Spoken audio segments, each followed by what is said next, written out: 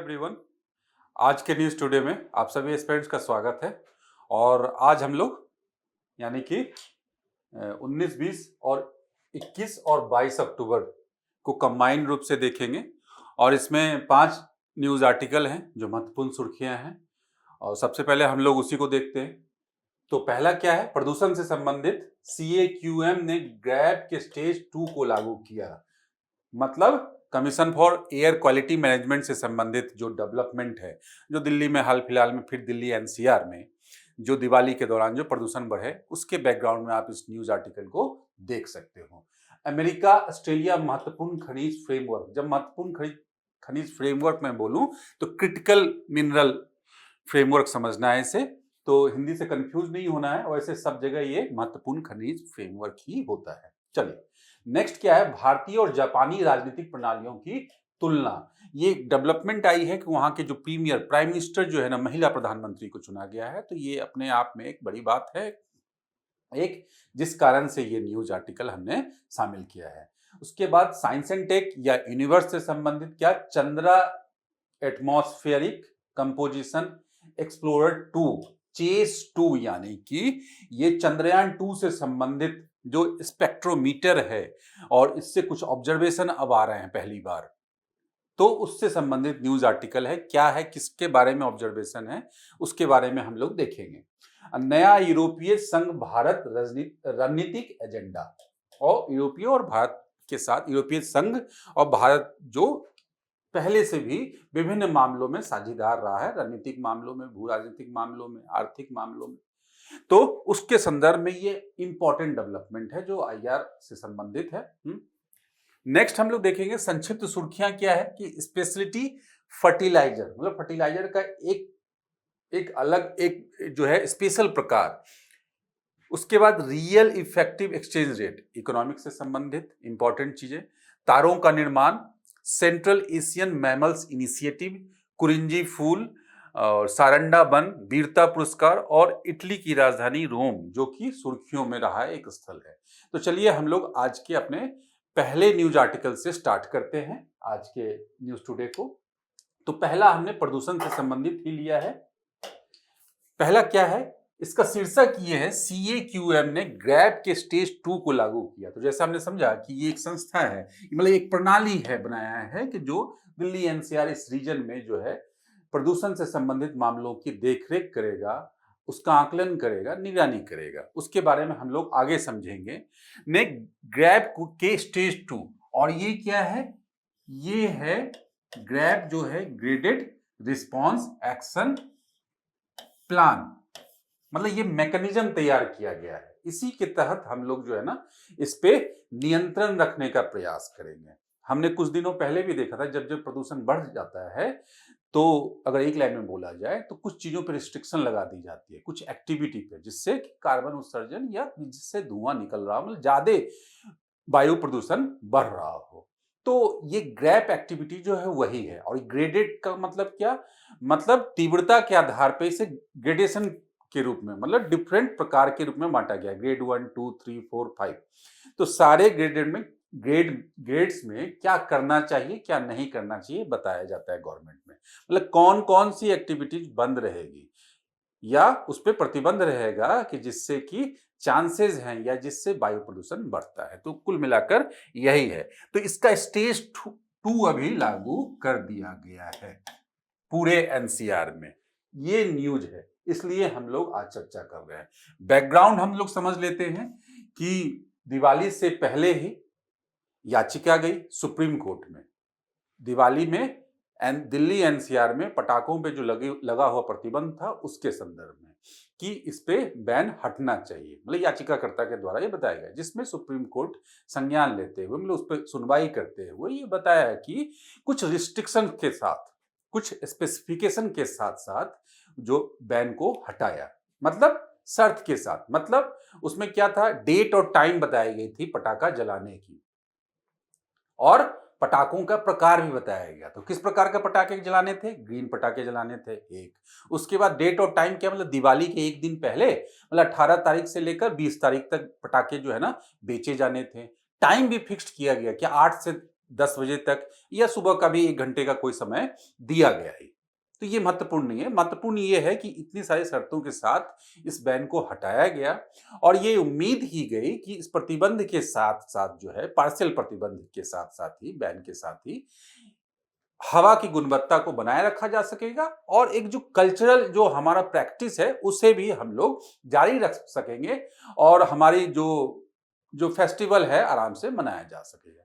लेकिन हुआ इसका कुछ दूसरा कि प्रदूषण जो है बढ़ा और प्रदूषण जो है एक पैमाने से ऊपर चला गया और काफी जो है खराब स्थिति में पहुंच गया। जो डिफरेंट स्टेशंस पे रिकॉर्ड करने के लिए जो स्टेशन बनाए गए हैं प्रदूषण को, वायु के गुणवत्ता के स्तर को, तो उसमें जो रिकॉर्ड किया गया वो पैमाना काफी गंभीर है, जिस कारण से ये सारी चीजें जो एक्टिविटी हम लोग देख रहे हैं ये न्यूज आर्टिकल। तो यही बैकग्राउंड है।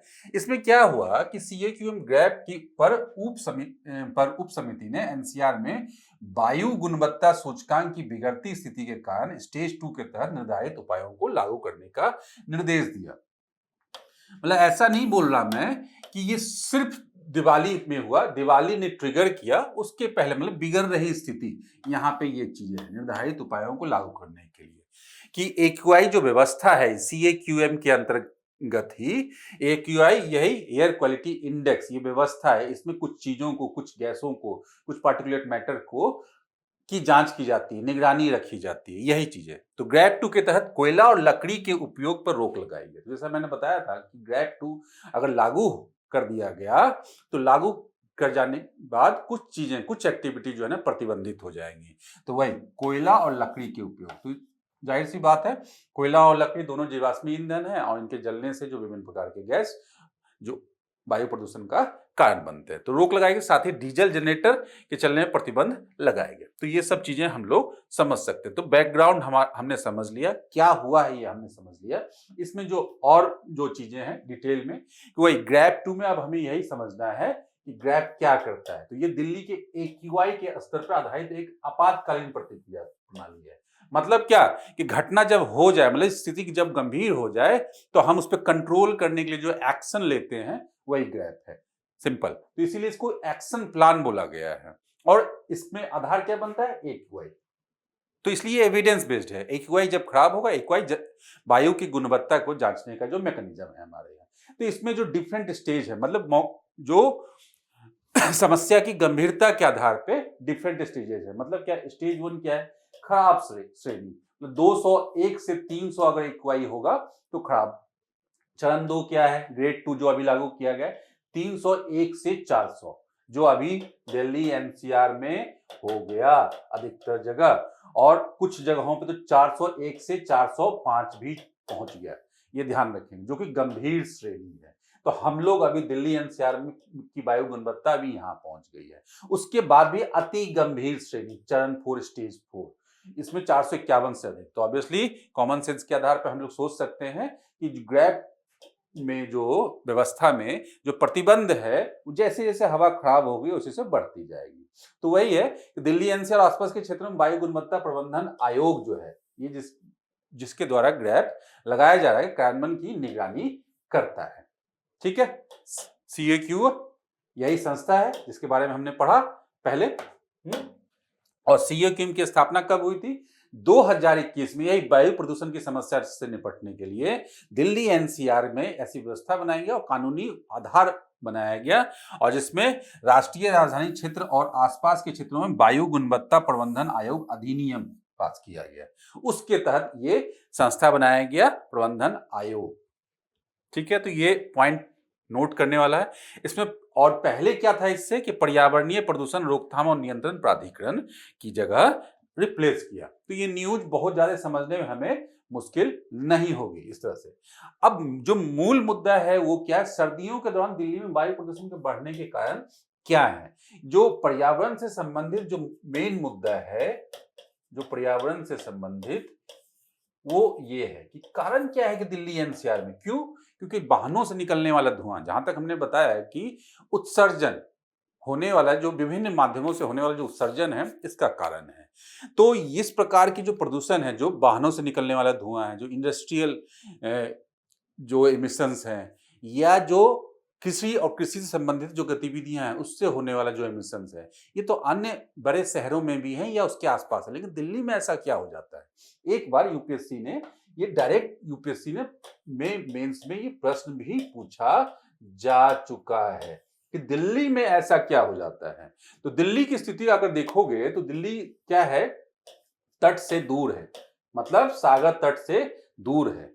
तो यहाँ पे बेसिक बात आप ये मान लो कि दिल्ली कॉन्टिनेंट के अंदर है, तो महाद्वीपीय का प्रभाव ये समझ के हमें ध्यान में रखना होगा, मतलब सागर से दूर है। तो यहाँ पे क्या है, जो स्वच्छ वायु उसका एक्सचेंज कम हो पाता है। तो इसीलिए ये अपेक्षाकृत मुंबई, पुणे, आप जितने भी इंडस्ट्रियल सिटी है, इधर पूर्वी तटों पे भी ले लो, चेन्नई, यहाँ पे इतने ज्यादा इंडस्ट्रियलाइजेशन और कार की संख्या, वाहनों की संख्या होने के बावजूद दिल्ली जैसी स्थिति नहीं होती है वहां। उसका कारण ये है कि वहां जो एयर एक्सचेंज है वो होता रहता है, मतलब स्वच्छ वायु आती रहती है। लेकिन दिल्ली में क्या है, वही कॉन्टिनेंटलिटी, महाद्वीपीयता का प्रभाव होता है और जिस कारण से वहां चीजें बंद हो जाती है। मतलब एक दिल्ली क्या हो जाता है कि बंद जो है कमरे के जैसा हो जाता है, तो जहां हवा खराब हो रही है।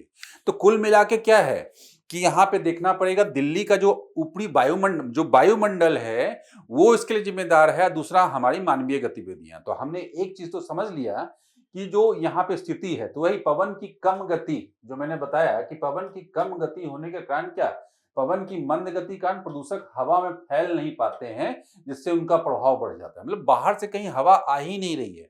ठंड, सर्दी का मौसम है और सर्दी के मौसम में क्या है, सर्दी के मौसम में दाब अधिक है और क्या, हवाएं ऊपर से नीचे बैठ रही हैं। तो सिंपल सी बात ये है। तो इस स्थिति में क्या हो जाती है, यहाँ पे जो भी पॉल्यूटेंट है वो यहीं पे फंस के रह जाते हैं। तो क्या हुआ, ये है दिल्ली एनसीआर का सतह। तो ये पूरा का पूरा आसमान क्या हो जाएगा, प्रदूषित हो जाएगा और ये कहीं जाएगा भी नहीं। 4 दिन, 5 दिन, 10 दिन, 15 दिन तक ये स्थिति रहेगी।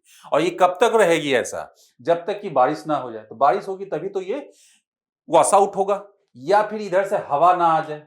तो ये स्थिति नहीं हो पाती। क्यों नहीं हो पाती है, हो इसलिए नहीं पाता है कि यहाँ पे तापमान व्यतिक्रमण जैसी स्थिति भी पैदा होती है। क्यों तापमान व्यतिक्रमण जैसी स्थिति पैदा होती है, यही मैंने बताया कि ठंडी हवा आके वहां पे एक्यूमुलेट हो जाती है, जम जाती है। तापमान व्यतिक्रमण में याद करें, आप लोग ज्योग्राफी में हमने पढ़ा है कि होता क्या है कि जब सतह पे अगर ठंडी हवा आके स्थिर हो जाए, और स्थिर हो जाएगी तो क्या होगी, यहां से क्या हवा ऊपर उठ पाएगी, नहीं उठेगी। हवा यहां से ऊपर नहीं उठ पाएगी बल्कि ट्रैप होकर रह जाएगी। तो यहाँ पे किस तरह की दशाएं बनेंगी, शांत दशाएं बनेंगी, स्थिर दशाएं बनेंगी, प्रति चक्रवातीय दशाएं बनेंगी। यहाँ पे हवा, वर्षा होने के लिए क्या आवश्यक है, वर्षा होने के लिए हमेशा आवश्यक है सतह का गर्म होना, सतह से लगी हवा भी गर्म होगी और उसका गर्म होकर ऊपर उठना, बादल बनना, तब वर्षा होना। लेकिन ये स्थिति यहाँ पे नहीं होती है। इसलिए आप देखोगे सब लोग बोलते हैं कि ऐसी स्थिति से बचने के लिए वर्षा हो जाती तो हमें आराम मिल जाता और जो मौसम है साफ हो जाता। और ऐसा होता भी कभी कभार कुछ बाहरी जो विक्षोभ वगैरह आते हैं, जिससे क्या होता है 10 दिन 15 दिन जब पॉल्यूशन का पूरा लेवल रहता है, तो अगर वर्षा हो गई हल्की तो मौसम साफ हो जाता है दिल्ली में। तो ये चीज हम लोग देखते हैं। तो इसी तरह से हम लोग समझ सकते हैं कि तापमान व्यतिक्रमण की स्थिति भी रहती है। और वायु की दिशा भी क्या, कि जो मैंने बताया कॉन्टिनेंटलिटी वाली स्थिति है, कि जो पोजीशन है इसका हिमालय के गिरिपद क्षेत्र में है, मतलब उत्तर की तरफ है। तो होता क्या है कि मानसून की वर्षा तो खत्म हो जाती है, क्योंकि अगस्त सितंबर में मानसून लौट जाता है। तो इधर से दक्षिण पश्चिम से वर्षा हवाएं चल रही थी जो कि सागरों से आ रही थी। तो क्या हुआ, ये इस तरह से हम लोग देखेंगे, इस तरह से ये दिल्ली का पोजीशन है, ये इधर से ऐसे वर्षा पवने चल रही थी। लेकिन क्या हुआ, जब मानसून हट गया, मतलब मानसून का रिट्रीट हो गया, तो क्या हुआ, पवने कहाँ, यहां से आती, इधर से आती, मतलब पश्चिम से या उत्तर पश्चिम से, जिसके कारण क्या, वो क्या है, ठंडी पवने हैं और क्या, कॉन्टिनेंट से आ रही हैं।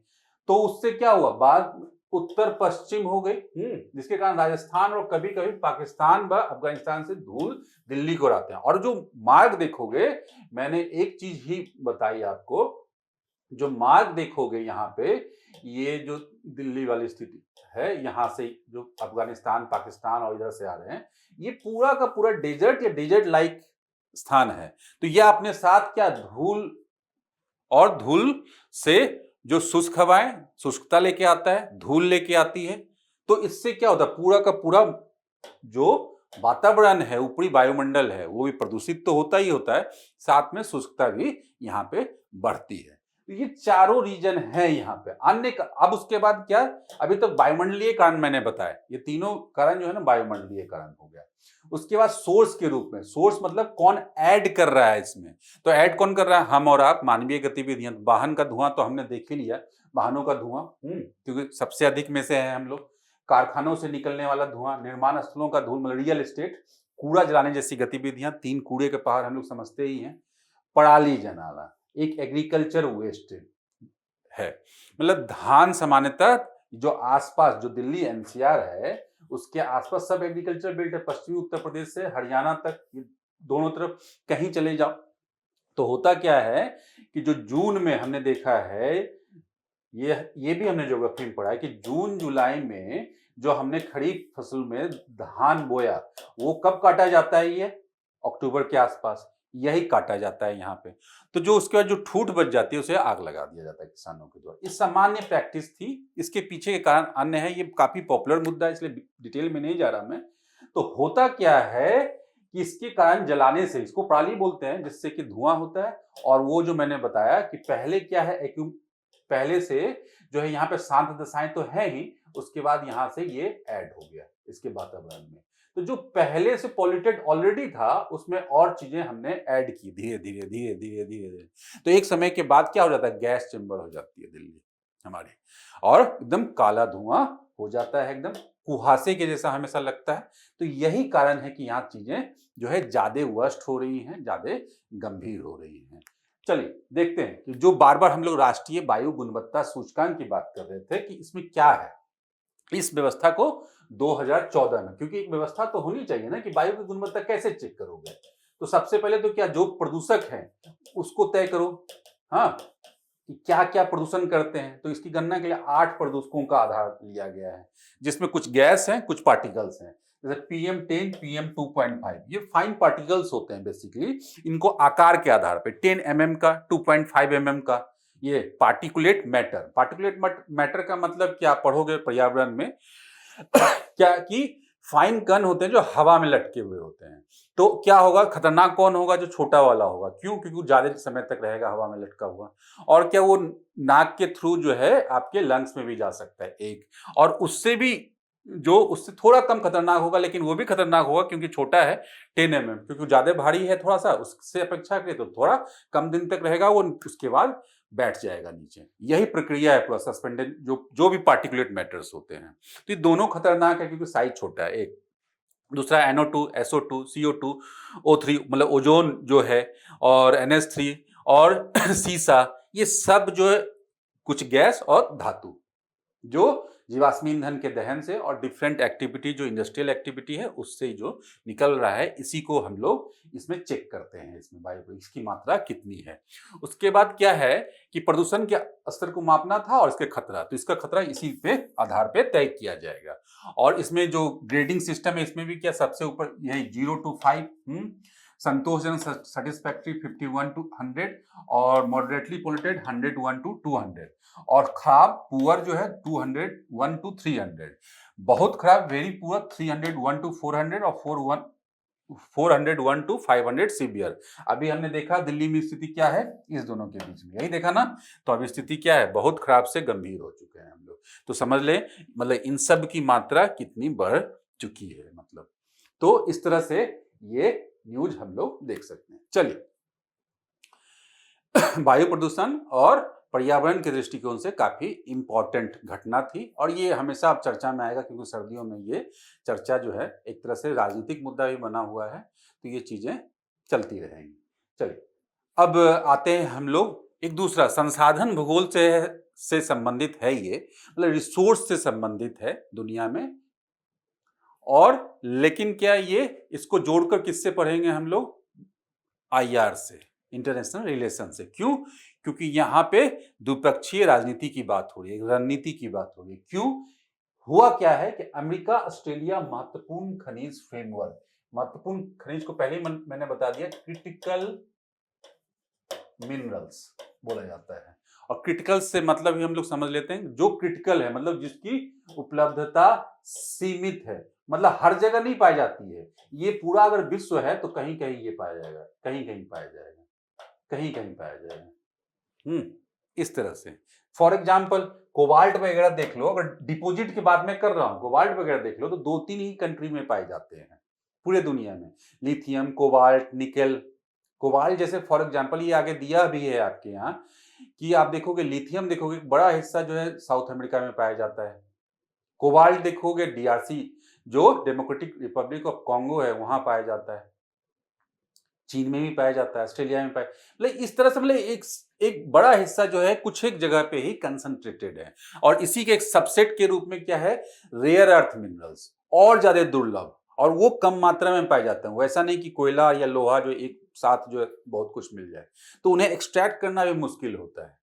तो इस तरह से दो हम लोग समझ गए, बात इन्हीं की हो रही है। अमेरिका और ऑस्ट्रेलिया में क्या हुआ है, एक फ्रेमवर्क बनाया गया, व्यवस्था बनाई गई है, किसके लिए, इसी जो क्रिटिकल मिनरल है जो कि आगे आने वाले इंडस्ट्री के लिए और भविष्य की इंडस्ट्री के लिए जो अभी इमर्जिंग है, जैसे रिन्यूएबल एनर्जी, डिफेंस एनर्जी, जो कि सेमीकंडक्टर चिप पे आधारित है।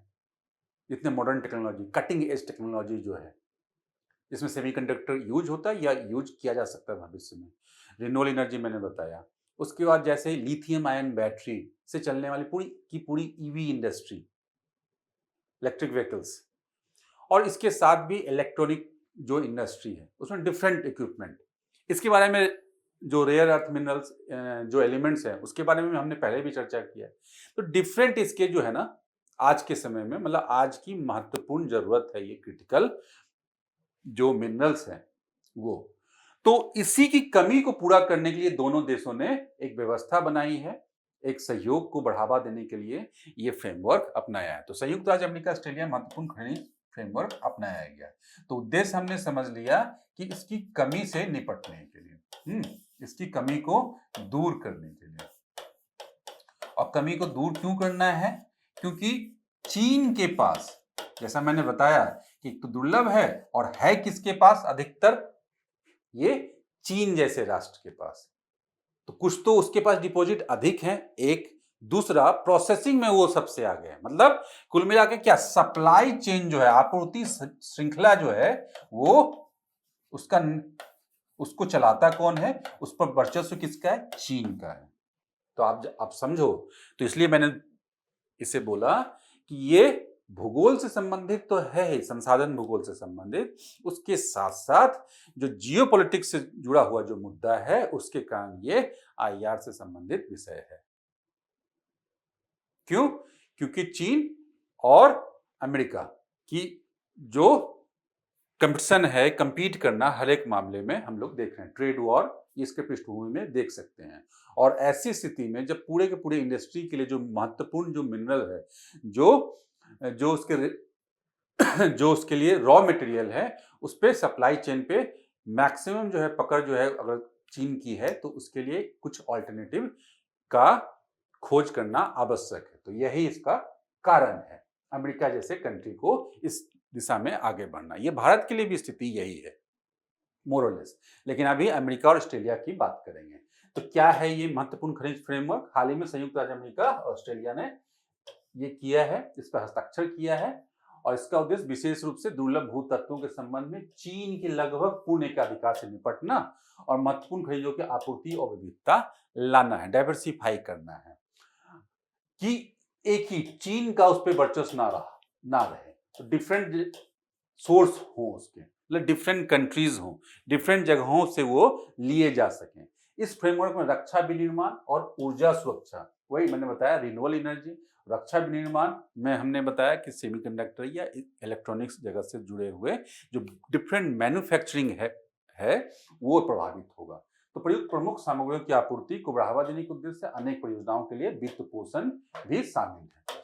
और ये बाजार और क्या है, चीन जो है अपने एडवर्सरीज के लिए ट्रेड वॉर, ये जग जाहिर है, तो उसमें भी जो उसकी हेर फेर करने वाली रणनीति है, जो मतलब अस्पष्ट है, ट्रांसपेरेंट नहीं है, तो वो कभी उस पर रोक लगा देता है उसके एक्सपोर्ट पे, कभी रोक नहीं लगाता है, कभी दाम में ऊपर नीचे कर सकता है, मतलब उसके वैल्यूएशन में जो बदलाव किए जा सकते हैं चीन के द्वारा, क्योंकि चीन की कोई भी नीति जो है, विदेश नीति, इन संदर्भों में अभी पहले से भी जो है पारदर्शी नहीं रही है। तो इसके लिए, तो इससे निपटने के लिए क्या है, ये रणनीति का प्रयोग किया जाएगा।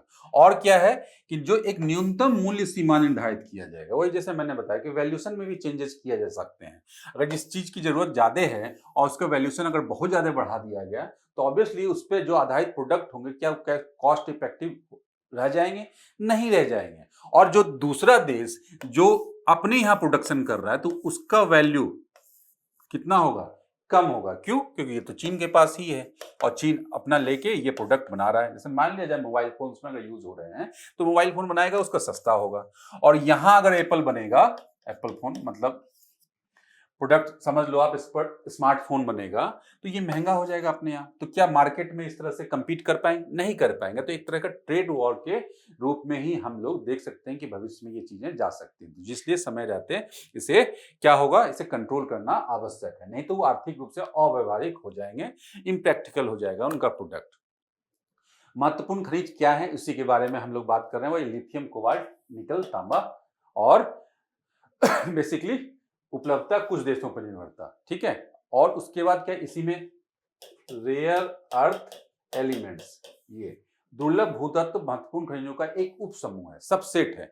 मतलब ये जो है, अगर क्रिटिकल मिनरल्स हैं तो इसमें री जो है ना एक सबसेट है, समझ लो। और री क्या होता है, अगर आप पहले भी ये न्यूज टुडे देखा होगा, तो हमने ये डिस्कस किया था कि 17 एलिमेंट होते हैं ये। अब पीरियोडिक टेबल भी याद करो अगर, तो उसमें देखोगे आप इट्रियम वगैरह और लेंथेनाइट जो सीरीज है, उसमें जो 15 जो एलिमेंट्स हैं, वो मिला के जो है वो यही रेयर अर्थ एलिमेंट बनते हैं, और जिनका प्रयोग जो है इलेक्ट्रिक मैग्नेट बनाने के लिए, अब स्पीकर्स वगैरह बनाने के लिए, मतलब इलेक्ट्रॉनिक इंडस्ट्री में ये इनके बिना काम ही नहीं चल सकता, एक तरह से आप समझ सकते हो। इनका प्रयोग एमआरआई मशीन्स में होता है, उनके बिना ये चीजें नहीं हो सकती हैं। सेमीकंडक्टर चिप के लिए आप एलईडी बल्ब देख रहे हो, वो इस पे आधारित है। तो इस तरह से काफी इसके उपयोग हैं आज के समय में। तो आप देखो यहाँ पे इलेक्ट्रिक वाहनों, पवन टरबाइन, स्मार्टफोन, रक्षा उपकरण जैसे प्रौद्योगिकियों के लिए ये अति आवश्यक हैं। तो उससे संबंधित ये चीज है। अब ये देख लो, खनिज आपूर्ति श्रृंखला से संबंधित चिंताएं, तो डिपॉजिट्स पे तो डिस्कस किया ही हमने।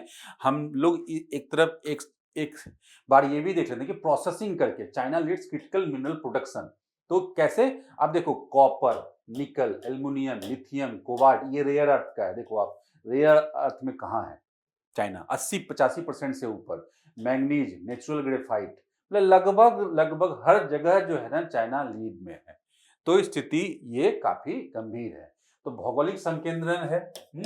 तो मैंने वही एग्जाम्पल जो दिया था कि उत्पादन और प्रसंस्करण कुछ ही क्षेत्रों में केंद्रित है, कुछ ही क्षेत्रों में। तो उत्पादन के लिए जैसे आप डिपॉजिट देखोगे, कांगो लोकतांत्रिक गणराज्य डीआरसी जो है विश्व का 70% कोबाल्ट की आपूर्ति करता है, जो कि क्या है कि राजनीतिक और आर्थिक जोखिमों से जो सही नहीं है। क्यों? क्योंकि नहीं तो फिर पूरे सप्लाई चेन को राजनीतिक हथियार के रूप में यूज किया जा सकता है।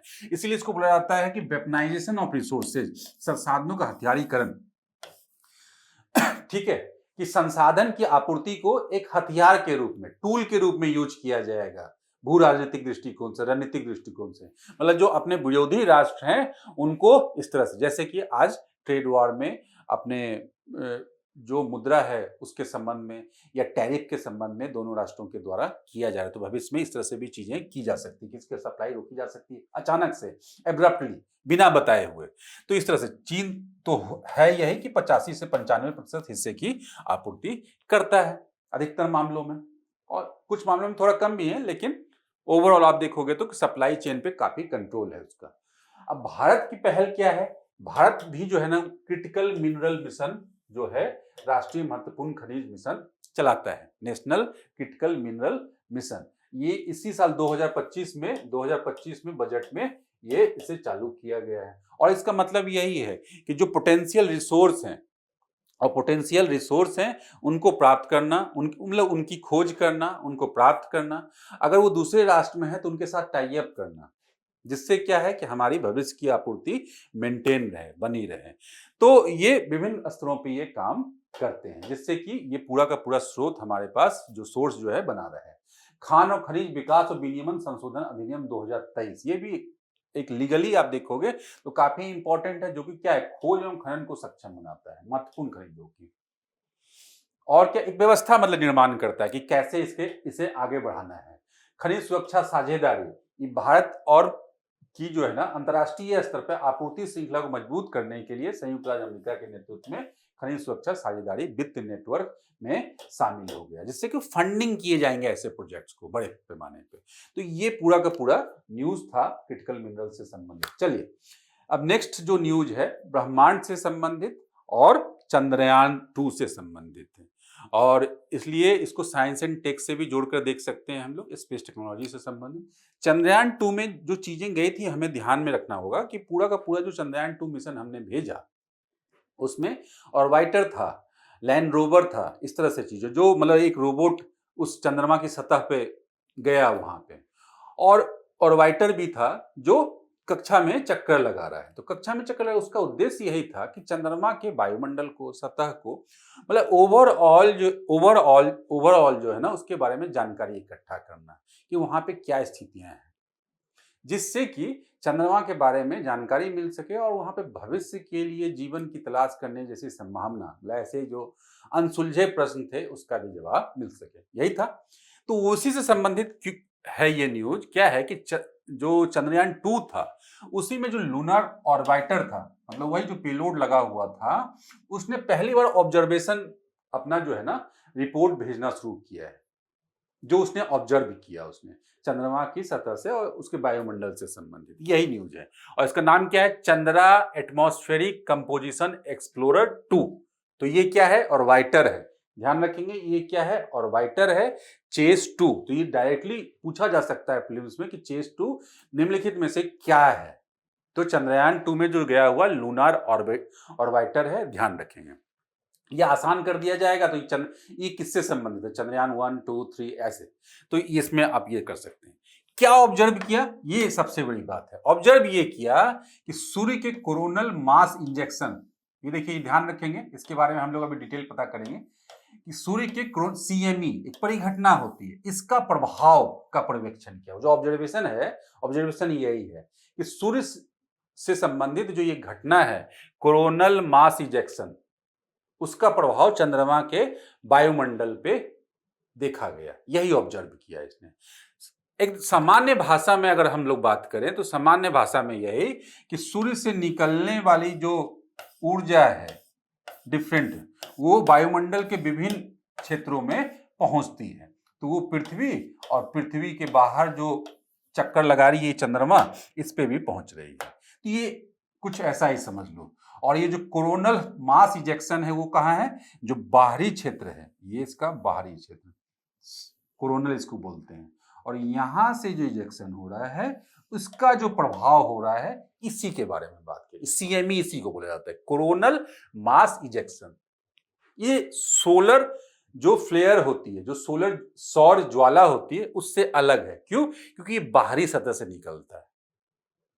ठीक है, तो ये हमने समझ लिया। तो ये है न्यूज आर्टिकल, इसके बारे में धीरे धीरे जो है ना हम लोग एक एक चीज के बारे में डिटेल हम लोग पढ़ते हैं। चलिए चेस 2 के बारे में सबसे पहले कि चेस 2 है क्या, ये जो ऑब्जर्वेशन करा तो थोड़ा सा इसके बारे में, क्योंकि डायरेक्ट ये क्योंकि चर्चा में काफी इंपॉर्टेंट है, ऑब्जर्वेशन पहली बार भेज रहा है ये। तो ये है क्या, ये न्यूट्रल गैस मास स्पेक्ट्रोमीटर। तो सबसे पहले पता कर लीजिए स्पेक्ट्रोमीटर क्या करता है। ये जो आयोनाइज्ड गैस है, जो आयनीकृत गैस है, उनका अध्ययन करने का काम ये करता है। ठीक है, न्यूट्रल गैस मास, और जो मासेस है, जो नंबर, सिंपल ये है। तो इसीलिए ये अध्ययन वो कर रहे होंगे, आगे हम लोग समझ जाएंगे। चंद्रमा के न्यूट्रल एग्जोस्फीयर की संरचना का अध्ययन करने के लिए किया जा रहा है। न्यूट्रल एग्जोस्फीयर मतलब चंद्रमा का जो बाह्य वायुमंडल है। हमारे यहां ध्यान रखेंगे, जब वायुमंडल शुरुआती चैप्टर ही पढ़ते हैं तो उसमें डिफरेंट चरण है, मतलब डिफरेंट लेयर्स हैं, सॉरी डिफरेंट लेयर है।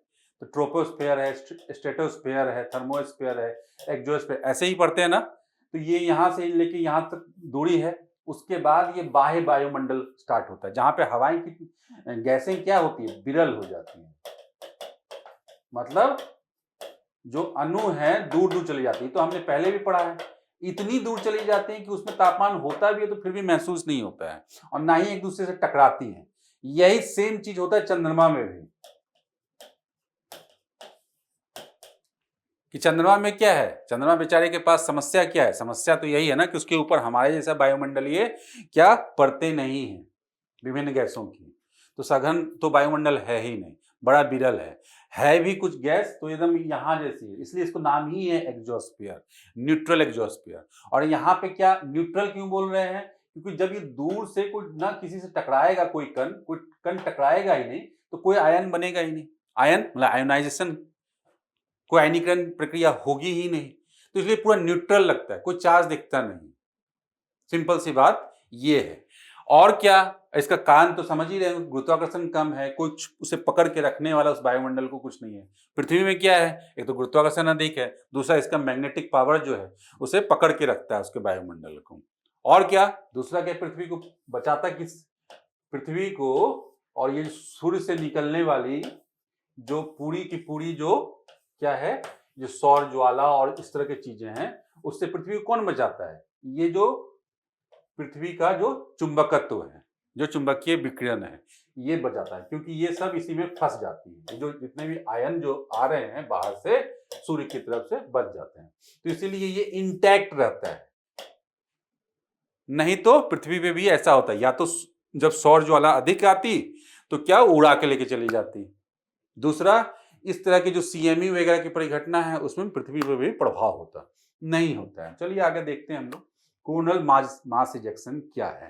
तो आधी चीजें तो हमने देखी ली कि सूर्य की सबसे बाहरी परत है जिसमें क्या प्लाज्मा और चुंबकीय क्षेत्र का बड़े पैमाने पे उत्सर्जन होता है। प्लाज्मा क्या होता है, वही आयनीकृत गैस, ये ध्यान रखेंगे, इसी को प्लाज्मा कहते हैं, आयनीकृत गैस और चुंबकीय क्षेत्र, ठीक है, इसी में।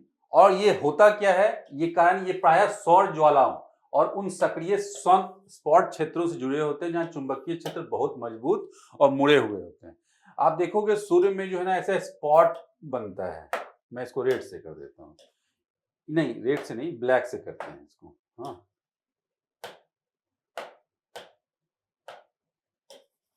ये ऐसे स्पॉट बनता है सूर्य में कभी कभी, ये ऐसा, ये तो एक्चुअली ये क्या है, स्पॉट ऐसा क्यों दिखता है, स्पॉट ये दिखता है कि ये आसपास के क्षेत्रों से जो ना यहाँ पे टेम्परेचर कम रहता है, हालांकि इसका भी टेम्परेचर 6000 से ऊपर ही रहता है फारेनहाइट, बहुत ज्यादा टेम्परेचर रहता है, लेकिन क्या आसपास के क्षेत्रों से कम होता है, इसी को सनस्पॉट बोलते हैं, मतलब ये ठंडा होता है सिंपल, तो इसीलिए सनस्पॉट होता है ये। लेकिन ये है क्या यहाँ पे, ये यहाँ पे एक्चुअली यहाँ पे मैग्नेटिक शक्ति ज्यादा होती है, ये यहाँ पे, तो इसी से क्या सौर ज्वालाएं जो है ना निकलती है। और सनस्पॉट कब होता है, ये चक्र चलता है, 11 साल का चक्र चलता है, ये 11 वर्षीय, कभी ये मैक्सिमम होता है कभी मिनिमम होता है, तो ये चक्र चलता है। शुरू कब कहां से शुरू होता है, मिनिमम से शुरू होता है ये, मतलब कम, और उससे अधिक की तरफ, सूर्य में सबसे कम सन स्पॉट होते हैं मिनिमम में, उसका जब अधिक की तरफ जाएंगे अधिक सोलर मैक्सिमम होता है, इस दौरान सूर्य में सबसे अधिक सन स्पॉट होते हैं। तो स्पॉट क्या है, मैग्नेटिक पावर अधिक है, चुंबकीय क्षेत्र अधिक है, और उसके कारण क्या सूर्य से निकलने वाली जो ये सौर ज्वालाएं हैं उनका इंपैक्ट बढ़ जाएगा। तो जनरली जो ये बाहर वाला जो मैंने बताया, ये बाहर वाला परत है, और यहाँ पे जो प्लाज्मा है, ये सब का भी प्रसार जो है ना ये पृथ्वी और पृथ्वी के वायुमंडल में हो जाएगा, ठीक है। तो वायुमंडल में हो जाएगा अगर, तो प्रभाव तो पृथ्वी पे भी पड़ेगा, लेकिन पृथ्वी का मैंने बता दिया जो जैकेट है, जो उसके मैग्नेटिज्म का, उससे बचाव हो जाएगा। लेकिन बेचारा चंद्रमा, एक तो वायुमंडल नहीं है, ऊपर से पावर कम है, तो वो बच नहीं पाएगा और वहां पे कुछ बदलाव होंगे। तो ये जो एकदम साधारण भाषा में बता रहा हूं, तो ये जो ऑर्बिटर ने जो ऑब्जर्वेशन भेजा है, इसने वही अध्ययन किया है कि इसने कि पृथ्वी वो चंद्रमा के वायुमंडल में क्या बदलाव किए या क्या कर रहा है ये, बस यही। जो न्यूट्रल जो उसका एग्जोस्फीयर जिसकी बात किया, जो थिन जो पतली परत होती है, और क्यों पतली परत होती है ये भी बता दिया। ठीक है, चलिए। तो पृथ्वी पर संभावित प्रभाव क्या है? उपग्रहों के इलेक्ट्रिक उपकरणों में नुकसान पहुंचना, जीपीएस संचार में बाधा आती है, विद्युत ग्रिड विफल हो जाते हैं, रेडियो सिग्नल और संचार से बाधा आती है, ऑरोरा उत्तर और दक्षिणी ध्रुवों में बनते हैं, अधिक बनेंगी। ऑब्वियसली हमने देखा है ऑरोरा बोरोलिस और ऑरोरा ऑस्ट्रेलिस जो उत्तरी ध्रुव और दक्षिणी ध्रुव में पाए जाते हैं, ये नॉर्दर्न लाइट्स बोला जाता है इनको, सदर्न लाइट्स बोला जाता है। काफी चमकीली लाइट्स देखी जाती है ध्रुवों में। आजकल नॉर्वे वगैरह में जाने का फैशन है देखने के लिए नॉर्दर्न लाइट्स, काफी टूरिज्म बढ़ गया। यूट्यूब पे वगैरह पे काफी ट्रैवलर्स के वीडियोस हैं, ये देखो आप लोग। तो इससे संबंधित क्वेश्चंस भी पूछे जा सकते हैं, कब इसकी संख्या बढ़ जाती है। इस बार यूपीएससी में भी पूछा गया प्रश्न इससे संबंधित, तो इंपॉर्टेंट घटना है। तो इस तरह की घटनाएं जब बढ़ रही हैं तो पृथ्वी पर इसका प्रभाव देखा जाएगा और इनकी संख्या बढ़ेगी। अंतरिक्ष यात्रियों के समक्ष विकिरण का खतरा उत्पन्न हो जाता है। इस सारे एक्टिविटी देखो सब में जो है विकिरण से प्रभाव होने वाली घटनाएं हैं, तो इसलिए उन पर प्रभाव पड़ेगा। अब चेस 2 का प्रमुख निष्कर्ष भी देख लेते हैं। लास्ट में हम लोगों ने पूरा जो समझा है क्या कि यही सीएमई जो है, सीएमई समझ गए हम लोग, चंद्रमा से टकराएगा। हाँ, चंद्र सतह में परमाणुओं का निष्कासन तीव्र हो जाएगा। ऑब्वियसली टकराएगी ये, क्योंकि ये जो सतह है काफी पतली थिन परत है। हाँ, ये टकराएगी सतह में, और सतह में जब टकराएगी तो ये क्या हो गए, ये कण जो है ना ऊपर उठेंगे, ये इस तरह से चीजें होंगी। तो यही चीज यहाँ पे इसने नोट किया। इसके परिणाम चंद्रमा के दिन वाले हिस्से में एक्सोस्फीयर में उदासीन परमाणुओं की संख्या में स्पष्ट वृद्धि होगी। यही उदासीन परमाणुओं की संख्या। और लूनर एक्सोस्फीयर चंद्रमा के चारों ओर मौजूद एक बहुत पतला सा वातावरण है। वही उसी की बात जो हमने किया कि क्या है लूनर एक्सोस्फीयर, कि पतला सा वातावरण है। ये इतना विरल होता है कि इसमें मौजूद गैस के कण शायद ही कभी टकराते हैं। तो यही बात हमने अभी डिस्कस किया। तो इंपॉर्टेंट घटना है स्पेस टेक्नोलॉजी के, प्रीलिम्स के लिए, मेंस के लिए, दोनों के लिए इंपॉर्टेंट है, क्योंकि यूपीएससी पेपर 1 में भी चीजें पूछ रही हैं। साइंस एंड टेक्नोलॉजी सेक्शन में भी पेपर 3 में भी प्रश्न पूछे जा सकते हैं, चेस से संबंधित, चेस के ऑब्जर्वेशन से संबंधित। चलिए चंद्रयान 2 के बारे में समझ लेते हैं। चंद्रयान 2 वही 2019 में भूत तुल्यकारी प्रक्षेपण यान मार्क 3 से GSLV मैक 3 के माध्यम से प्रक्षेपित किया गया। विवरण क्या है, वही हमने जो बताया, ये ऑर्बिटर जिसकी बात अभी कर रहे थे, एक ऑर्बिटर था, एक लैंडर था, एक रोवर था, जो चंद्रमा के दक्षिणी ध्रुव पे गया था। ये सब चीजें जो है ध्यान रख लें कि अभी इसके कारण चंद्रयान 2 भी चर्चा में आ गया। तो हो सकता है चंद्रयान 2 के बारे में भी प्रीलिम्स में प्रश्न पूछ लिए जाए, तो जिसका अभी तक अन्वेषण नहीं किया गया है। ये चंद्रमा पे सॉफ्ट लैंडिंग की बात हमने की थी, और चंद्रमा इसका उद्देश्य क्या था, यही जो मैंने बताया कि चंद्रमा की स्थाकृति का विस्तृत अध्ययन करना, भूकंपीय गतिविधियों को समझना, खनिजों की पहचान, वितरण और विश्लेषण करना, चंद्रमा के विरल वातावरण की संरचना का अध्ययन करना। तो यही अभी जो है बात अभी हो रही थी कि विरल वातावरण से संबंधित जो पहला ऑब्जर्वेशन इसने भेजा है। तो चलिए हम लोग नेक्स्ट न्यूज पे अपने आते हैं, न्यूज आर्टिकल पे। ये भी द्विपक्षीय संबंधों से है, लेकिन इसमें भारत के साथ जो सामने जो कंट्री है या नेशन समूह है वो है यूरोपीय यूनियन, जो यूरोपीय राष्ट्रों का समूह है। तो उसके साथ क्या अभी टाई अप की गई, अभी क्या समझौता किया गया है, उसके संदर्भ में है। ये है क्या, नया यूरोपीय संघ भारत रणनीतिक एजेंडा, ये स्ट्रेटेजिक एजेंडा। और इसके लक्ष्य क्या है, लक्ष्य वही जो अंतर्राष्ट्रीय राजनीति में अपनी पकड़ मजबूत बनाना, अपनी स्थिति मजबूत बनाना, दोनों के आपसी सहयोग से, कोऑपरेशन से, इससे।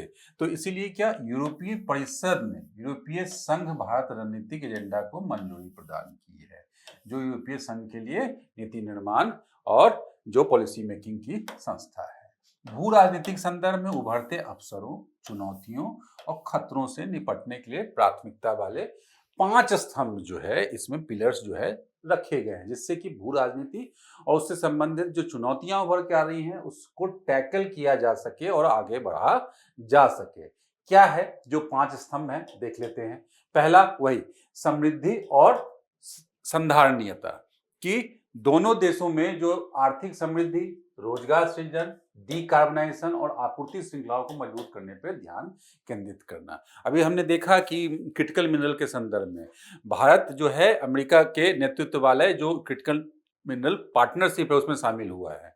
तो भारत के लिए आवश्यक है डिफरेंट जो जोन्स में और डिफरेंट कंट्रीज से डिफरेंट समूहों से के पास जाना होगा और इस तरह की सुरक्षा, और ईयू के लिए भी, यूरोपियन नेशंस के लिए भी यह आवश्यक है।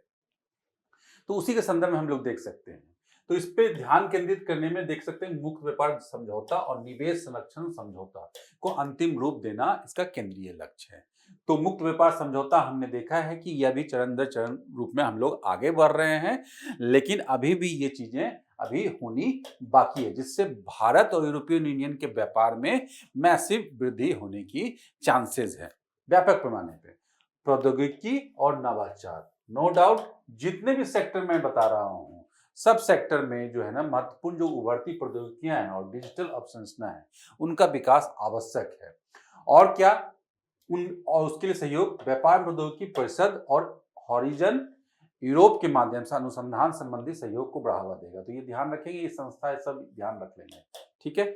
सुरक्षा और रक्षा, देखिए महत्वपूर्ण बहुत सारी चीजें नहीं है, आप ये पॉइंट ध्यान में रख लो। मेंस परीक्षा के दृष्टिकोण से ये आयाम लिखा जा सकता है कि इंडिया और यूरोपियन यूनियन के बीच में इस प्रकार के समझौते हुए हैं, तो कुछ महत्वपूर्ण बिंदु है, क्योंकि कुल मिलाकर चीजें वही है। अंतर्राष्ट्रीय राजनीति में भू राजनीतिक दृष्टिकोण से अपनी स्थिति कैसे मजबूत किया जाए। तो वैश्विक सुरक्षा संबंधी खतरों, भू राजनीतिक तनाव और तकनीकी परिवर्तनों से निपटना। उदाहरण के लिए क्या, हिंद प्रशांत क्षेत्र में समन्वय स्थापित करना।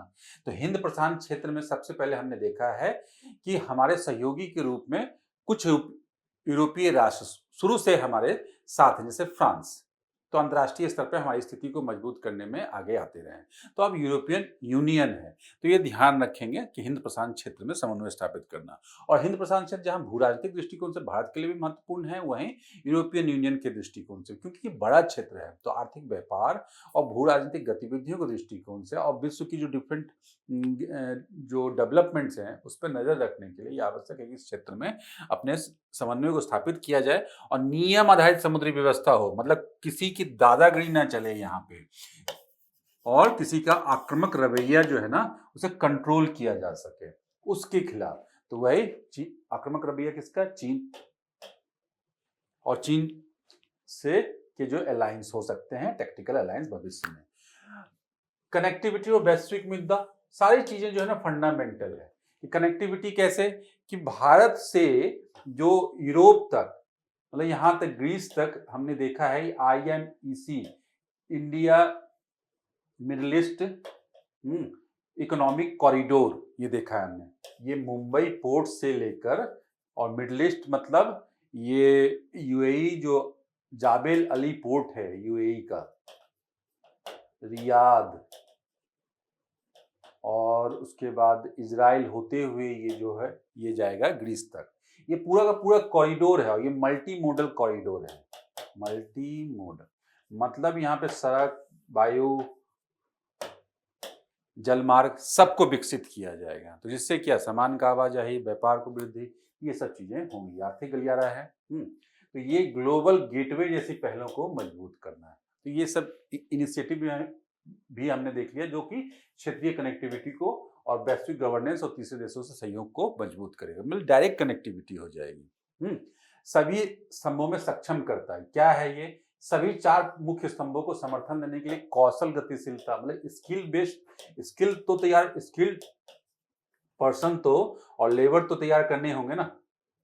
इंडस्ट्री का विकास तो ठीक है, ये भी ज्ञान विनिमय और गतिशीलता, मतलब कि एक जगह से दूसरी जगह स्मूथली आ जा सके, इसमें जो है ना आसानी हो। ज्ञान विनिमय मतलब नॉलेज का एक्सचेंज, व्यापार सहभागिता और संस्थागत सहयोग। तो सारी चीजें मतलब संस्थागत स्तर पे भी सहयोग, मतलब व्यापक पैमाने पे सहयोग के का प्लान इसमें है। और डिप्लोमेसी के साथ द्विपक्षीय व्यापार को बढ़ाना। अब ये क्या है, भारत यूरोपीय संघ संबंध में हम लोग ये दे सकते हैं, क्योंकि डिप्लोमेसी जहां तक डिप्लोमेटिक संबंधों की बात है, तो भारत यूरोपीय संघ से संबंध स्थापित करने वाले पहले राष्ट्रों में से था, जो 1962 में यूरोपीय आर्थिक समुदाय के साथ राजनयिक संबंध स्थापित करने वाला पहले देश था। 2004 में संबंधों को रणनीतिक साझेदारी में अपग्रेड किया गया था। उसके बाद द्विपक्षीय व्यापार क्या है, हमेशा से एक महत्वपूर्ण द्विपक्षीय व्यापार जो है भारत का यूरोप से रहा है, यूरोपियन यूनियन के बाद भी है और अभी भी महत्वपूर्ण व्यापारिक साझेदार रहा है। भारत के एक्सपोर्ट में देखोगे अधिकतर जो है ना हमारा यूरोप कहाँ है, हमारा जो एक्सपोर्ट कहाँ है, ये मिडिल ईस्ट कंट्री में, यूरोप में, अमेरिकन कंट्री में। तो इस तरह से हम लोग देख सकते हैं काफी महत्वपूर्ण है। तो ये जो 2024 में 120 बिलियन यूरो तक पहुंच गया है, तो काफी बड़ा एक्सपोर्ट है हमारा। भारत का सबसे बड़ा व्यापारिक साझेदार ईयू है अगर अकेले देखा जाए तो प्रत्यक्ष विदेशी निवेश अप्रैल 2000 से और दिसंबर 2030 के बीच यूरोपीय संघ से संचयी 107.27 बिलियन अमेरिकी डॉलर का था। तो ये भी अपने आप में काफी इंपॉर्टेंट है। तो इस तरह से हमने देखा कि काफी इंपॉर्टेंट है भारत और यूरोपीय यूनियन के बीच में इस तरह की रणनीतिक साझेदारी, जो कि दोनों की स्थितियों को आर्थिक रूप से, रणनीतिक रूप से मजबूत कर सकती है विश्व के मंच पे। चलिए नेक्स्ट जो न्यूज आर्टिकल है, अंतिम आर्टिकल हमारा, भारत और जापानी राजनीतिक प्रणालियों की तुलना। तो क्यों कर रहे हैं, ये महिला जो प्रधानमंत्री वहां चुना गया है, इनका नाम आप ध्यान रखेंगे साने ताकाइची। पर्सनालिटी से प्रश्न पूछे जाते हैं। तो भारत ने पहली बार किसी महिला को प्रधानमंत्री के रूप में चुना है, पहली प्रधानमंत्री। अब इसी से संबंधित मिलता जुलता पूछ लिया जाए कि भारत में पहली महिला प्रधानमंत्री कब बनी, तो खैर काफी पॉपुलर नाम है, तो ध्यान रखेंगे। और कि चुना गया है, ये समावेशिता और लैंगिक समानता की दिशा में धीरे धीरे होने वाला बदलाव है। नहीं हुआ है तो इस तरह से एक तरह से समाज के लिए, अर्थव्यवस्था के लिए, राजनीति के लिए, ओवरऑल पूरे देश के लिए एक रोल मॉडल बनेगी। यही है ना कि महिला शीर्ष नेतृत्व पे आती है तो अपने आप में बहुतों के लिए और रास्ता तैयार करती है, नया मार्ग बनाती है। तो इसलिए अगर महिला सशक्तिकरण करना है और उन्हें आगे ले जाना है तो जो नेतृत्व क्षमता वाले जो पद हैं या जो ऐसे दायित्व हैं उन पे उन्हें लाना, उन्हें प्रेरित करना, वहां तक पहुंचाना समाज का, राजनीति का, अर्थव्यवस्था का दायित्व है। तो इस संदर्भ में हम लोग देख सकते हैं इस न्यूज को। भारत और जापानी राजनीतिक प्रणालियों के बीच समानताएं देख सकते हैं। चलिए वहां के प्राइम मिनिस्टर की बात है तो लिखित संविधान हमारे जितना है, जैसा ही है सेम, लेकिन छोटा है। हमारा तो संविधान सबसे बड़ा है दुनिया का, लेकिन वो 5000 शब्द का ही है। संसदीय लोकतंत्र है, एकदम सेम हमारे यहाँ जैसा ही है, और इसमें प्रधानमंत्री ही वास्तविक कार्यकारी प्रमुख होता है, हमारे यहाँ भी है नाम मात्र का। वहां पे क्या जो राजघराना है, जो मोनार्की है वो होते हैं, और हमारे यहाँ राष्ट्रपति होते हैं। चलिए द्विसदनीय विधायिका है, यहाँ वहां भी क्या है, द्विसदनीय विधायिका है। ये राष्ट्रीय डाइट बोलते हैं वहां की संसद को, ठीक है, ये ध्यान रखेंगे। उसमें हाउस ऑफ रिप्रेजेंटेटिव और वो निम्न सदन है, और हाउस ऑफ काउंसिलर्स उच्च सदन है। हमारे यहाँ लोकसभा और राज्यसभा। चलिए चलते चलते ये भी देख लीजिए, प्रणालियों के बीच समानता और भी देख लो। अच्छा ठीक है, अभी है कुछ। अच्छा मौलिक अधिकार भी है, तो मौलिक अधिकार वहां भी अध्याय 3 में दिया गया 10 से 40 तक, और उसमें क्या क्या है, समानता, स्वतंत्रता और मानव गरिमा की गारंटी दी गई है। सेम हमारे यहाँ जो भाग 3 है हमारा यहाँ अनुच्छेद 12 से 35 में यही तो दिया गया, 6 मौलिक अधिकार सुनिश्चित किया गया। ये सारी चीजें तो इसमें आ जाती है ना, तो सेम है। उसका अन्य समानताएं भी है, स्वतंत्र न्यायपालिका, सार्वभौमिक मताधिकार, संवैधानिक सर्वोच्चता, ये सारी चीजें दी हुई है यहाँ पे। वहां भी ये चीजें हैं। अंतर क्या है, चलते चलते अंतर भी देख लेते हैं।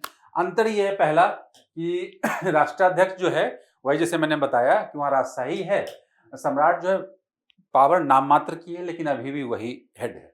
हमारे यहाँ क्या है, गणराज्य है, और गणराज्य का मतलब ही यही होता है जहाँ पे जो राष्ट्राध्यक्ष होता है वो चुना हुआ, निर्वाचित होता है। तो राष्ट्रपति है, चुना गया अध्यक्ष होता है। सरकार की संरचना क्या है, एकात्मक है, मतलब सेंट्रलाइज्ड है, पावर पूरी शक्तियां क्या केंद्र सरकार के हाथ में। हमारे यहाँ क्या संघीय प्रणाली है, केंद्र के साथ साथ राज्यों में भी, और राज्यों के नीचे भी स्थानीय शासन है, ठीक है, संघवाद। संविधान का स्वरूप क्या है, कठोर है, कोई अमेंडमेंट नहीं किया गया है। हमारे यहाँ क्या है, आंशिक रूप से कठोर, आंशिक रूप से लचीला, दोनों के बीच में है। मतलब ऐसा भी नहीं कि जब मन आए तब किया जा सकता है। जो 368 की प्रक्रिया संविधान संशोधन की, उस पर बहुत सारी लिमिटेशंस है, और वो एक प्रक्रिया है जो अपने आप में टफ है, संविधान संशोधन की प्रक्रिया, लेकिन फिर भी पॉसिबल है अगर बहुमत में है, तो सत्ता में है पार्टी तो ये चीजें, और हम लोगों ने इतना किया तो इसलिए दोनों स्थितियां हैं। उसके बाद राजनीतिक दल प्रणाली, वहां पे क्या है, प्रमुख दल प्रणाली है, मतलब मुख्य रूप से क्या, लिबरल डेमोक्रेटिक का ही नेतृत्व है, यहाँ पे बहुदलीय प्रणाली। तो हमने देखा है बहुदलीय प्रणाली व्यवस्था है हमारे यहाँ। तो चलिए इस तरह से हमने सारे न्यूज आर्टिकल कवर किए। अब हम शॉर्ट न्यूज पे आते हैं आज के। तो पहली शॉर्ट न्यूज क्या है, स्पेशलिटी फर्टिलाइजर। ये बेसिकली क्या है कि फर्टिलाइजर के लाभ से जुड़ी हुई है। ये जो फर्टिलाइजर का एक प्रकार है जिसमें क्या सटीकता से प्रभाव हो, सटीक प्रभाव, प्रिसाइज, ये ऐसा फर्टिलाइजर है। तो मतलब क्या, जहां पे ज्यादा आउटपुट चाहिए जिन फसलों में, हाई वैल्यू फसलों में, वहां पे इसका यूज किया जाता है। तो काफी इंपॉर्टेंट है ना ये। और इस पे सेम उसी तरह से कि चीन ने स्पेशलिटी फर्टिलाइजर के निर्यात पर रोक लगा दी है, जिससे भारत में इन उर्वरकों की कीमतों में वृद्धि हो रही है। हमने सुना है कि फर्टिलाइजर इंडस्ट्री भी हमारे यहाँ क्रूशियल क्यों है, क्योंकि अधिकतर चीजें हम आयात करते हैं बाहर से, हमारे यहाँ वो चीजें नहीं बन पाती। तो इसमें चीन ने रोक लगा दी, जो कि मैंने बताया कि सटीक से उसके नियंत्रण के लिए, मतलब उसके पोषणीय लाभ जो फर्टिलाइजर का होता है उसको प्राप्त करना है, तो इस तरह के स्पेशलिटी फर्टिलाइजर यूज करते हैं। और कहाँ यूज करेंगे?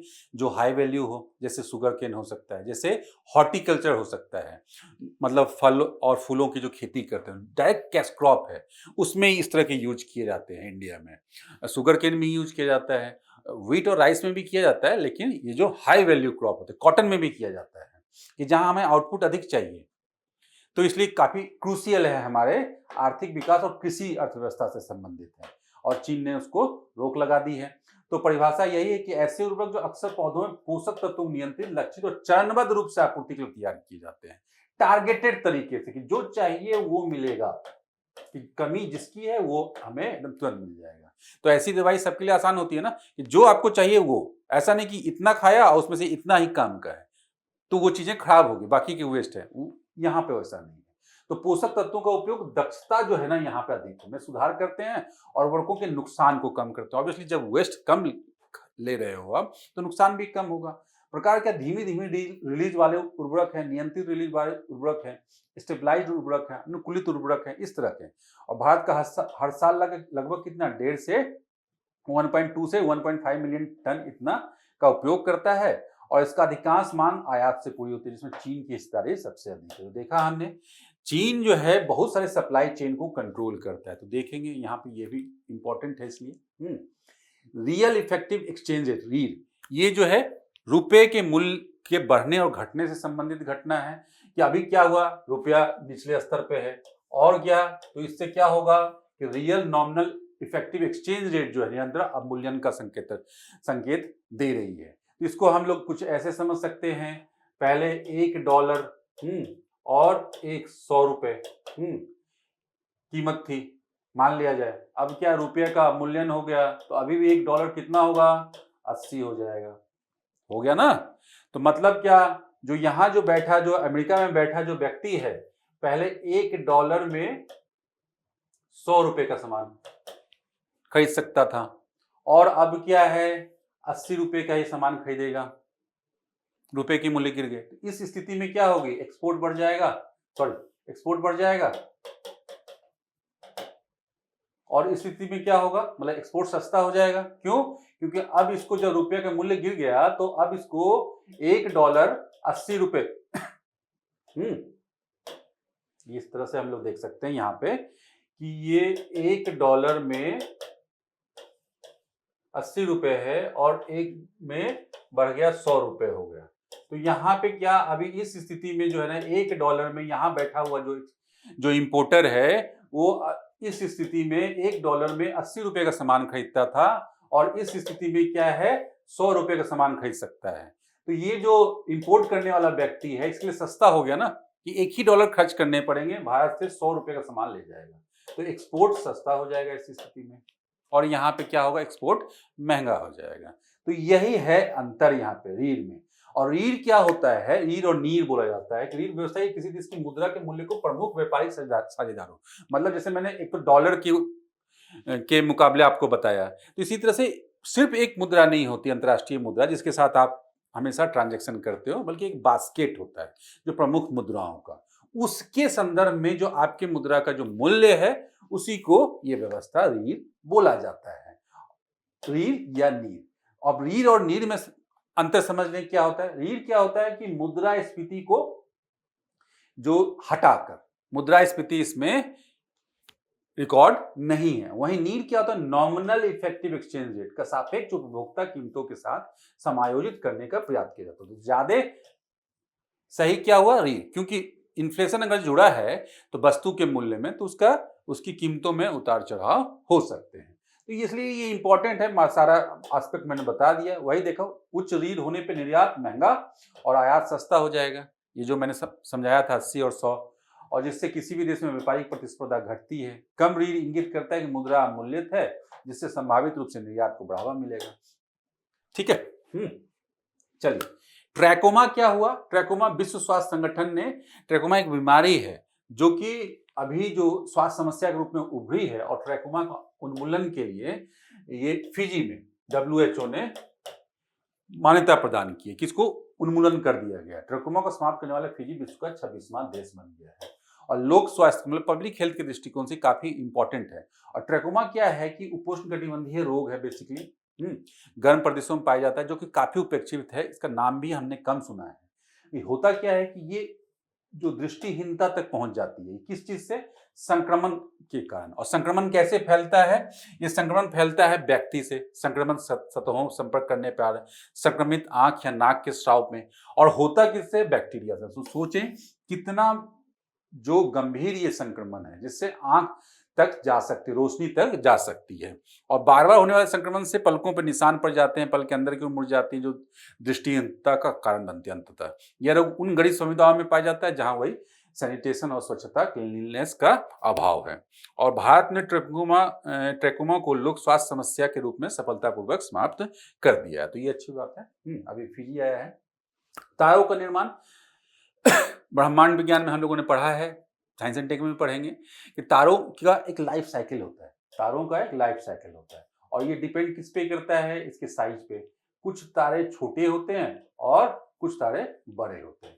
तो सब तरह ये बनता है ब्लैक होल अंत में जाके, और ये बनता है क्या, व्हाइट ड्वार्फ। इसी के बीच में जो है रेड जाइंट चरण होता है, सुपरनोवा विस्फोट होता है। दोनों में है सुपरनोवा विस्फोट, रेड जाइंट। लेकिन आकार क्यों अंतर होता है, बेसिकली आकार पे क्या होता है, कितनी ईंधन है इसमें कितनी ईंधन है। तो उसी के आधार पे ये तय होता है कि ब्लैक होल बनेगा या व्हाइट ड्वार्फ बनेगा लास्ट में जाके। तो ये लाइफ साइकिल हमने देख लिया।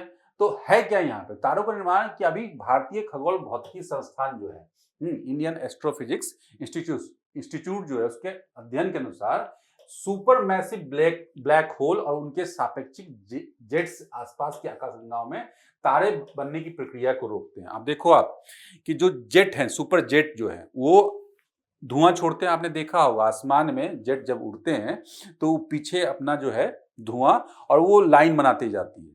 तो हम लोग सोचते हैं कि वो क्या लाइन बनाता है, जबकि है क्या, वो गैस है जो वहां जमता जाता है काफी ऊंचाई में, और वो हमें दिखता है पूरा लाइन की तरह।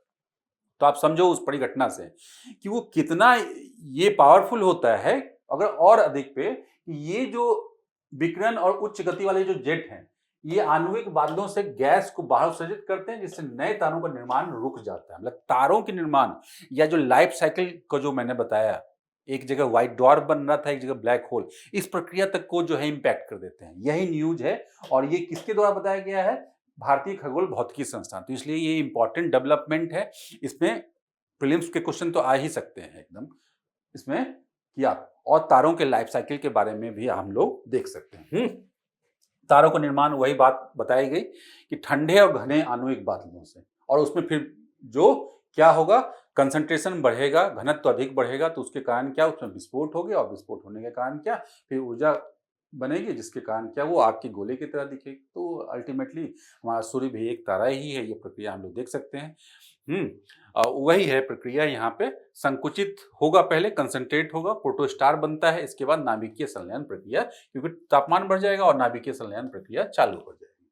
और नाभिकीय संलयन प्रक्रिया चालू होगी तो जिससे कि वो सूर्य को रोशनी मिलता है, तारों को रोशनी मिलता है। तारों का जीवन काल उनके द्रव्यमान पर निर्भर करता है। कम द्रव्यमान वाले तारे व्हाइट ड्वार्फ बनते हैं, और अधिक वाले ब्लैक होल बनते हैं। तो ये बेसिक बातें हैं, मैंने आपको बताई, क्योंकि इंपॉर्टेंट घटनाक्रम है ब्रह्मांड विज्ञान और स्पेस टेक्नोलॉजी से संबंधित। ठीक, सेंट्रल एशियन मैमल्स इनिशिएटिव, इस सेंट्रल एशिया से संबंधित है, नाम से ही पता है। उसके बाद क्या, ये मैमल्स के लिए है, और मैमल्स के प्रजातियों का संरक्षण हेतु।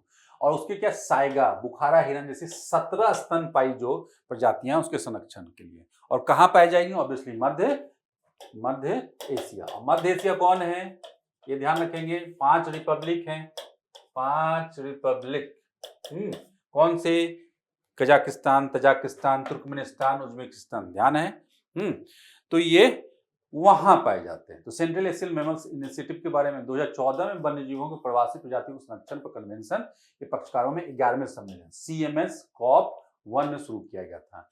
तो प्रवासी प्रजातियों के लिए और जो जीव हैं उनके संरक्षण के लिए क्या है, ये वन्य जीवों के संरक्षण के लिए महत्वपूर्ण संस्था हम लोग देखते हैं हर जगह। जब भी चर्चा आती है वन्य जीवों के संरक्षण से संबंधित तो देश में वाइल्ड लाइफ प्रोटेक्शन एक्ट आता है, और अंतर्राष्ट्रीय स्तर पे क्या है, यही है वन्य जीवों की प्रवासी प्रजातियों के संरक्षण पर कन्वेंशन, साइट्स जिसको बोलते हैं, साइट्स। इसके भी कॉप होते हैं। तो ये जो फैसला इसका जो गठन हुआ था ये 11वें सम्मेलन में COP11 में, साइट्स का COP11 ध्यान रखेंगे, इसमें हुआ था। और मध्य एशिया में 17 प्रमुख प्रवासी स्तनपायी को प्रजातियों के संरक्षण के प्रयास को समझना था, समन्वय करना था। चलिए, कुरिंजी फूल, नील कुरिंजी नाम सुना होगा, नीलगिरी से संबंधित है, वहां पाई जाती है, स्पेशल प्रकार की फूल है जो नीले या बैगनी कलर आप समझ सकते हैं। अभी हुआ क्या, हाल ही में तमिलनाडु में गुडलूर पहाड़ियों में 8 वर्षों के बाद बैगनी रंग की कुरिंजी फूल खिले हैं। ये हमेशा नहीं खिलते, ये 8 साल और 12 साल, जो मैं जिसकी बात कर रहा हूं तो 12 साल पे होते। अधिक प्रसिद्धि नील कुरिंजी, ठीक है।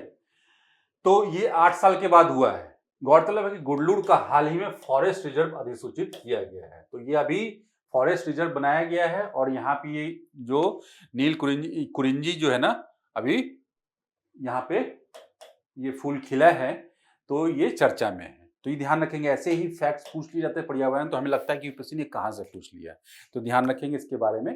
तो कुरिंजी पौधे जीवन में केवल एक ही बार खिलता है, सिंपल ये बात है। नील कुरिंजी जो सबसे ज्यादा फेमस है, ये 12 साल में एक बार खिलता है। खिलने के प्रमुख स्थान का पश्चिमी घाट के 16 वन, जो 16 फॉरेस्ट, मतलब हाइट में 16 फॉरेस्ट, एक हाइट के बाद। तो मतलब क्या, मतलब ये देखोगे तो यहाँ पे ये जो स्थान है, ये नीलगिरी वाला रीजन जो है, ये कहाँ है, ये इक्वेटर से बहुत ज्यादा दूर नहीं है, 600-700 किलोमीटर है, इतना ही है ना। लेकिन यहाँ पे क्या है, उष्णकटिबंधीय वनस्पति नहीं है, बल्कि ये समशीतोष्ण कटिबंधीय वनस्पति है। 16 वन, ये ध्यान रखेंगे, 16 वन भी आप लोग एक होमवर्क के रूप में 16 वन खोजेंगे, तो वहां पे ये पाया जाता है, ये नील कुरिंजी, ठीक है। कुरिंजी का खिलना वास्तव में स्वस्थ घास भूमि का संकेत होता है, वहीं इसमें क्षरण होना फूल खिलने में व्यवधान दिखेगा, मतलब ये इंडिकेटर के रूप में है इन्वायरमेंट के, ध्यान रखेंगे। मतलब इन्वायरमेंट में कुछ चीजें सही चल रही है, गलत चल रही है, उसका भी इंडिकेटर है। और इस प्रकार यह फूल जैव विविधता, जलवायु परिवर्तन के सूचक के रूप में कार्य करता है। तो ये इंपॉर्टेंट परिघटना भी है। तो ये बात भी पूछी जा सकती है, ये किस चीज का इंडिकेटर है ना। चलिए नेक्स्ट, सारंडा वन, झारखंड का जो प्रमुख जो डेंस फॉरेस्ट है, और क्या जो साल का वन है, सबसे बड़ा साल के वन, साल सागवान आपने सुना है, जो उष्णकटिबंधीय वनस्पति है, तो ये साल वृक्ष का वन है। और क्या, एशिया का सबसे बड़ा साल वन है ये। और एक समय में, अब तो समस्या कम हुई, नक्सल गतिविधियों का प्रमुख केंद्र झारखंड में ये सारंडा का जंगल।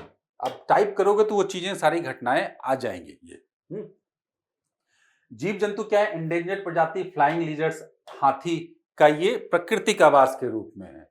मतलब जैव विविधता के दृष्टिकोण से काफी समृद्ध और काफी डेंस फॉरेस्ट यहाँ पे है। साल, कुसुम, मशरूम, महुआ आदि सारी चीजें यहाँ पर। आप लगभग 80% मानव आबादी, क्या जो प्रिमिटिव एकदम ट्राइब है, हो, मुंडा, उरांव, ये कम्युनिटी यहाँ पे रहती है, ट्राइब। अभी चर्चा में क्यों है? चर्चा में इसलिए है कि सुप्रीम कोर्ट की बेंच ने झारखंड सरकार को सारंडा में एक नए वन्यजीव अभियान के अधिसूचित करने के लिए वचनबद्धता देने का आदेश दिया है। लक्ष्य क्या है, किसी को क्या करना, कंजर्व करना। और क्या, ये नम पर्णपाती वृक्ष है, मतलब वर्षा भी ठीक ठाक है, शुष्क पर्णपाती नहीं, नम पर्णपाती, ठीक है। चलिए सारंडा बंद। वीरता पुरस्कार से संबंधित, पर्सनालिटी से संबंधित, केंद्र सरकार ने रक्षा कर्मियों के लिए वीरता पुरस्कार प्रशस्तियों को सूचीबद्ध करते हुए एक राजपत्र अधिसूचना जारी की है। क्या है ये उद्देश्य? ये युद्ध काल और शांति काल दोनों समय बहादुरी, शौर्य और आत्मबलिदान के कार्यों के लिए दिया जाने वाला पुरस्कार है। पृष्ठभूमि क्या है? पहले 3 वीरता पुरस्कार परमवीर चक्र था, महावीर चक्र था और वीर चक्र था। भारत सरकार द्वारा 26 जनवरी 1950 को स्थापित किया गया था। इन्हें 15 अगस्त 1947 से प्रभावी माना गया। अशोक चक्र वर्ग प्रथम, अशोक चक्र, तो इस प्रकार से चीजें हैं।